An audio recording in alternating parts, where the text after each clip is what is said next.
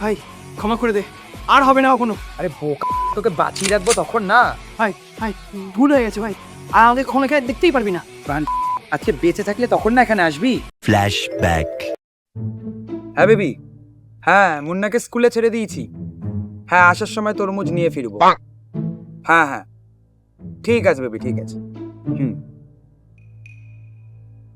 হ্যাঁ ভাই বল, কি হয়েছে? আরে ভাই আমার ভীষণ খারাপ লাগছে। কেন ভাই, কি হয়েছে? আরে ভাই 6 বছর আগে আমি একটা বিবাহিত মহিলার সাথে সম্পর্কে জড়িয়ে গেছিলাম। কি, তুই ছিলিস সম্পর্কে? আরে ভাই ইয়ার কি করিস না, ওই সম্পর্ক থেকে আমার একটা বাচ্চাও আছে। ওর হাজবেন্ড সব জানে?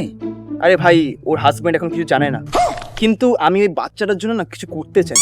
শোন ভাই, তাহলে তুই এক কাজ কর, ওই বাচ্চাটার ফ্যামিলিকে কিছু পয়সা ডোনেট করে দে, বাচ্চাটারও ফিউচার ভালো হয়ে যাবে, তোর মনেও তুই শান্তি পেয়ে যাবি। হ্যাঁ ভাই এটা ঠিক বলেছিস, তারা।